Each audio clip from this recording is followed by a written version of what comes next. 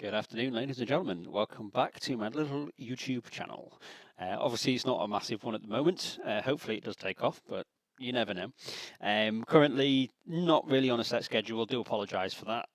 With that one, I'm currently going through some real life issues currently. Job's been made redundant, so I'm currently in the midst of prepping for that and making sure I've got something else lined up to, pay bills, because everybody loves paying bills.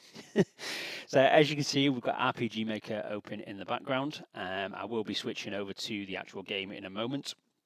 But this one is more about weapons on the equipment menu. So some changes, obviously, first of all, I've got my voice. Secondly, is just kind of some testing stuff. So you can see I've got a class set up for testing. So I have a test dummy character set up for testing with their abilities set up. And then weapon-wise, you can see I've got different testing weapons as well. So most of these are kind of just so I can play around with the systems, making sure that they work, that everything works as intended. And then obviously from there, that allows me then to be able to make these tests and incorporate them to like the actual characters without having to then mess anything up or redo everything.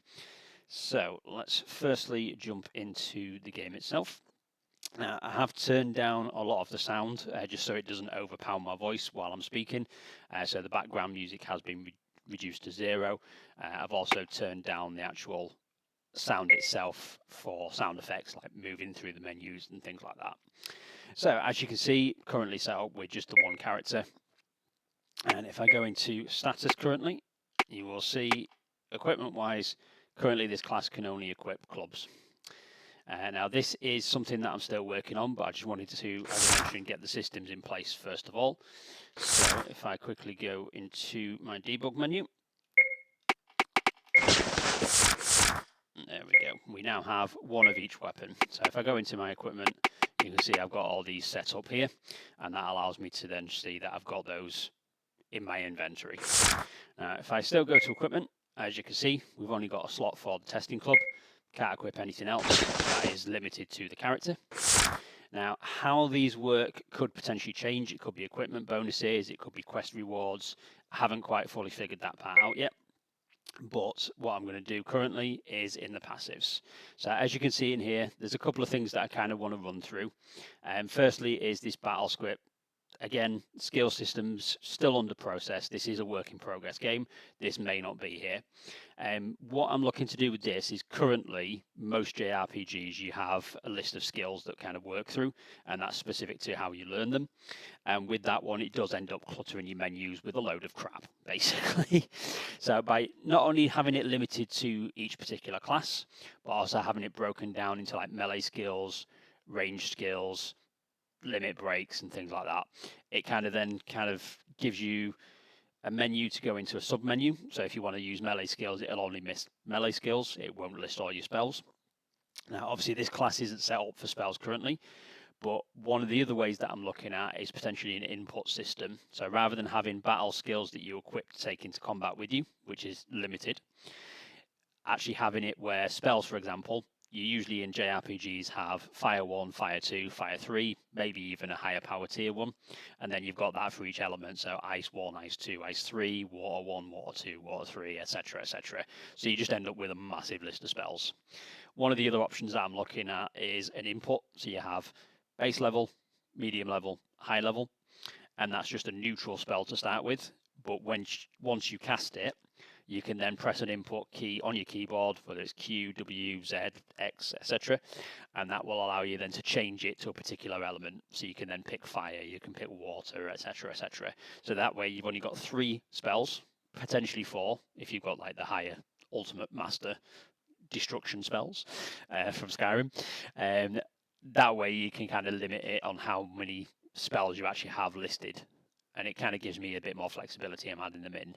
So this is one system that may not be there. Now, what I'm going to do real quick is I'm just going to minimize that so you can actually see this in the background. So limit breaks is very similar to the old school Final Fantasies. As you can see in here, we've got a few limits on there. So something like Breath of Life, what that'll do is it'll drain your TP, as it were, but it's actually like the limit gauge. And the caster is going to heal their allies for their current health. So it basically, as you can see, A is the target, and it heals them for however much they've got. So it basically gives them double health. So if they've got 2,000 health, it then gives them 2,000 health as a heal.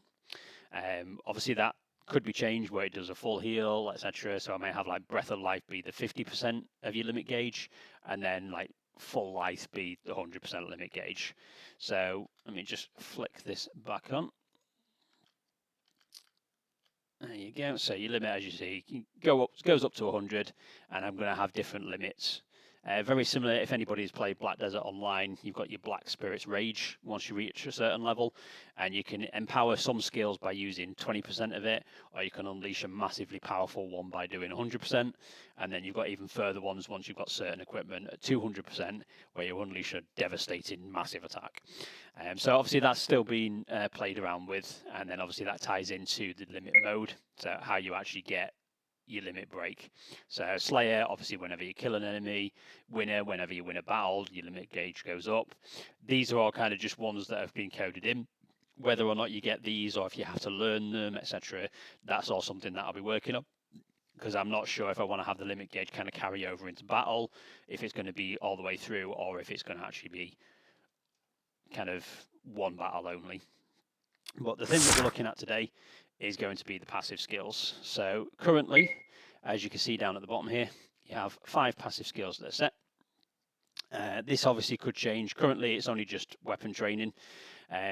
Weapon training may change. I may have this specific to classes. I may have it where you learn it through quests, things like that. And I do have kind of criteria for unlocking passives. So I could have one that doesn't show what it actually is. But once you kill 500 enemies, you then may have like +1 attack, etc. So there's a lot of flexibility on this one, but currently it's just to kind of show off some of the weapon training. Now I'm going to equip swords, great sword, bow, dagger. So you can see we filled up the 5. We can't actually equip anymore. So obviously this limit could change. It does also open up options in regards to equipment bonuses. So if you've got 2 sets of mastery equipment equipped, it may increase how many passive skills you can actually equip. And then if I do end up keeping the actual battle skills, potentially looking at how many of these you can actually equip at the top here. So as you can see, we've got 1 limit break that we can equip. I may have one where it increases it, so you can have 2 limit breaks equipped to take into battle. What those passes have done, so if I go into status, you can see now I've now got that training to be able to equip these different weapons. So this does get updated depending on what passives and what skills you've got equipped. And if I go into my equipment now, you can see I do have options for all of these. Now, the reasons that these have all got separate rather than weapons is because it allows you to actually equip one of every weapon that you've got available. And you will see why this is an option a little bit later. Now, I don't have an arcane bow because I didn't create a testing one for that. The reason this shows up, as you can see here, is the bow training does allow you to equip both bows and arcane bows. Now, obviously, again, testing further down the line, that may change on what it allows you to equip, how they get these equipment bonuses set in, and whether or not I want to do it where it's limited to the character or the class, etc., etc. The status effects, as you can see, that does actually show you the details of it. So training that allows you to wield that particular weapon. This won't show up in the finished product. This is just here to show you that it's actually working, and for me testing it to show that it is actually working and allows me to equip those weapons. Primarily because obviously you don't want your status of active effects showing every little detail that's up on there.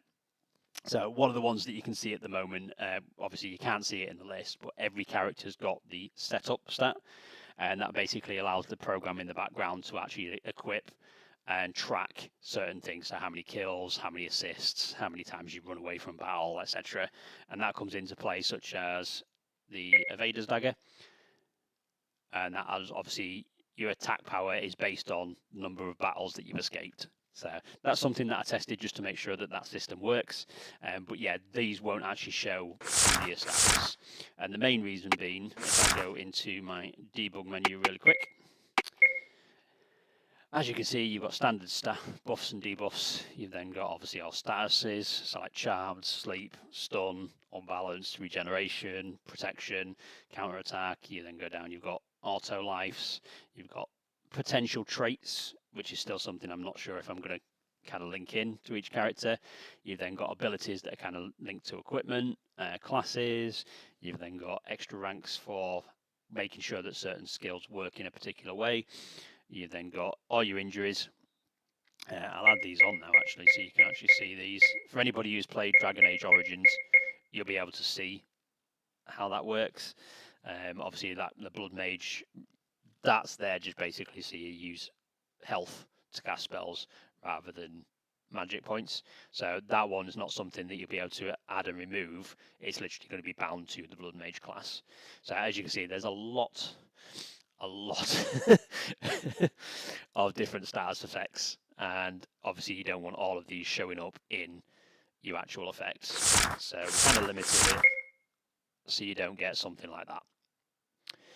So yeah, for anybody who's played Dragon Age Origins, as you can see, your injuries, if your character falls in battle, you get 1 to 2 of these added on, and that reduces obviously your health, your agility, your basic stance, your chance to hit, your evasion, etc. It even comes down to, as you can see, fourth one up from the bottom, reduces the amount of experience that you gain, so it takes longer for them to level up. So I am going to go into battle, so I'm going to remove those, because obviously we don't want to go into battle.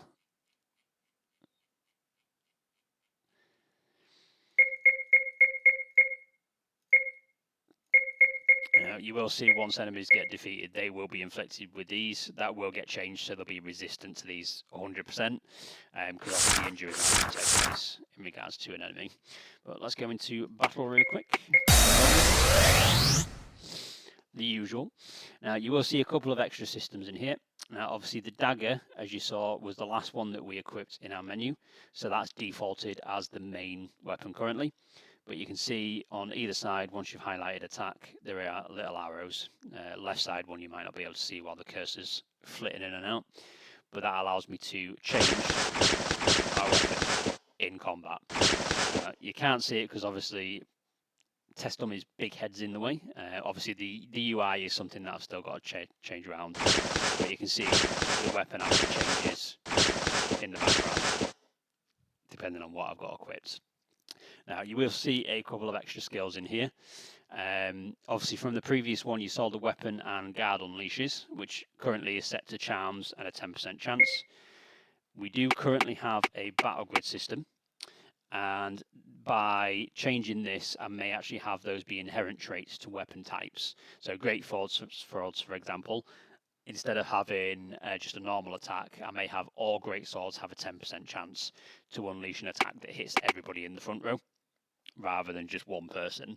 So it may come into, rather than just using charms as equipment bonuses or inherent traits, things like that. And this grid system does allow me to kind of flex up some in regards to bonus stats. So you get like health regeneration if you're on this one, or if you've got a trap here, the enemy can knock you back into that trap, which deals damage or inflicts status effects. So it opens up a bit more of a tactical aspect in regards to the battle. And obviously all these systems are currently being worked on. Now, if I attack with the orb, now this orb is set as a fire elemental. So as you can see here, currently the only details that we've got is the time gauge bar for when the enemy gets their turn, and their health bar. Now, I am going to change it where the health bar isn't going to show up until you've actually defeated and learnt about the enemy, which you will see in the bestiary. I'll show you that shortly, once we finish the battle. But what I'll do is weakness. Obviously, it's not going to allow me to do anything until I attack the enemy. So when it's my turn again. As you can see here, the balance stat on this goblin has actually dropped down to 4 because I hit it with an elemental weakness. As you saw in a previous video, we also have these as well, but you won't get that unless the class actually has a weakness to hit. This one currently doesn't because it's just testing. But once that hits 0, they get stunned, so they can't act for 1 turn, but they also then take more damage. But one thing you'll notice at the bottom here is the elemental fire symbol. Now that is basically because we've learned by attacking them and hitting a weakness, that enemy is weak to fire. So it now shows up under any goblin that's there. The health will obviously come under that as well, but that's something that I'm still working on the coding. Now, if I go back to my menu, and what I'm going to do is I'm going to move a little bit further back.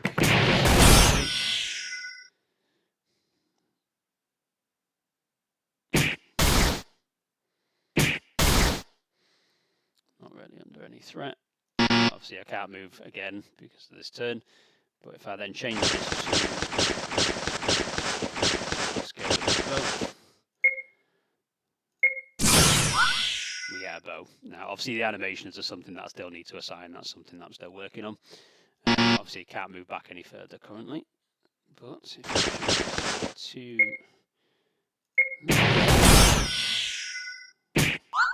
So let's get this one killed. Yeah, I do have it kind of slow, so you can actually see the difference as well. So as you saw there, coughing blood and critical. So the enemies currently do get afflicted with injuries, but that is something that I will be coding out, so work in progress. Now, a couple of things that you will also have seen is in regards to the orbs down here. You can see you've got 5 red orbs. They started out grey and they've slowly filled up as the battle went on. This is your adrenaline perk. Now, it's currently not coded in place to do anything. It's just coded to work. But you can actually spend anywhere from 1 to 5 of the adrenaline points, and that will give you boosts depending on how many you spend to damage that you deal, heals that you give out, or potentially defense. These are all things that I kind of need to work in once I've got the battle system set up, but it does allow me then to give you a bit more of a tactical aspect. The brilliant thing about these weapons is your skills may require a particular weapon. So for example, if you want to do armor piercing shot, that will obviously potentially be a rifle or a crossbow weapon. You need to have those equipped to be able to use that skill. Now, obviously, this class doesn't have any skills equipped or learned, so I can't show you that in that, but I can actually give you kind of like a breakdown of it. So, armor piercing shot, if I've got the arcane orb equipped, would not show up. It would be grayed out, and I wouldn't be able to use it. Now, if I change this attack over to a bow, say it was a bow skill, if I then went back into skills, I would then be able to use the armor piercing shot because it's like tied to a weapon that I now have equipped. So this gives you a lot more flexibility rather than having to duck in and out of menus, reload saves, change your equipment over. You can do it on the fly. So being able to change your equipment whilst also being able to change your party members in the middle of a fight gives you a lot more flexibility and tactical approach to combat. And then that way you can approach a battle in a different way. You can try things out and you can test it. It gives you full flexibility. Now, obviously, unless it makes sense for the story, certain classes, for example, are going to be limited on what class that they can equip as their primary one, but the secondary one's fully open. But the main character, obviously, depending on which one you go for, it is going to give you a bit of flexibility to build them however you want, so you can pick any class you like. So let me just finish this battle real quick.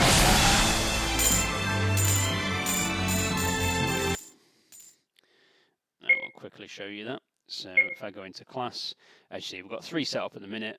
These are kind of like the current ones, and then my testing one. They will give you different abilities. Obviously, the class points, ability points, job points, and skill points. Still kind of working on the systems for those and whether or not they're going to be shared across all classes or just to one particular class. So as you can see, level-wise, they do level up independently. So by the time I get the testing class to rank 2, I'll get some extra bonuses, but it won't affect these leveling up. They haven't gone up at all. This will also allow you then to currently have a primary class and a secondary class. So your primary class has 100% of the stats and all of the abilities and equipment that you can equip. This secondary class currently is 50% of the stats, but you can then also learn these skills. Whether or not I want to do tertiary or if I want to do the equipment where it's class specific, so like mages, for example, it may allow you to use a tank who's able to use a sword and a shield, and then as a sorcerer as their subclass, they can then equip staves or arcane orbs, etc. It does kind of take away from the ability, the way that I've coded it, to do dual wielding, but obviously on that one I'm kind of compensating by the weapon system being able to change in and out, and you can change the skills and things that you've got access to. So there's a bit of balancing to work to in regards to class systems and how equipment works and things like that. As I said, this is all just a work in progress, but this video is literally showing off at the moment the ability to be able to test and change weapons in the middle of a fight, along with changing your party members over as well. So it gives you a bit more flexibility and tactical ability when you're in the fight. So yeah, it's been a pleasure to have you along, ladies and gentlemen. A little bit of a video. I do apologise again about not having a set schedule, but there will be more coming out as and when these systems get fixed and picked up and get them working properly. So one of the things that I did have in this, we'll just close it down real quick. One of the things that I did have an issue with currently is if I go to my actors. So if we go to Amaranth, for example, so she currently has Katana Mastery, and obviously coding wise, if I equipped her with a passive to be able to equip Katanas, having that mastery is a conflicting on the coding. So what it eventually did is it essentially unequipped all the weapons except for anything that she started with, which is obviously not what I want to do. And obviously the state for the Katana Mastery just is extra damage. So there's a little bit to play around with, but that's something that we'll all be working with. So yeah, it's been a pleasure, as I said, ladies and gentlemen. Obviously with it being YouTube, like, comment, subscribe, all that usual stuff. If you do want to follow me, that's absolutely fantastic. But hopefully we may even be looking at live streaming some of this as I'm making the game and working out the systems. So it's been a pleasure having you along. Thank you very much and have yourselves a lovely day.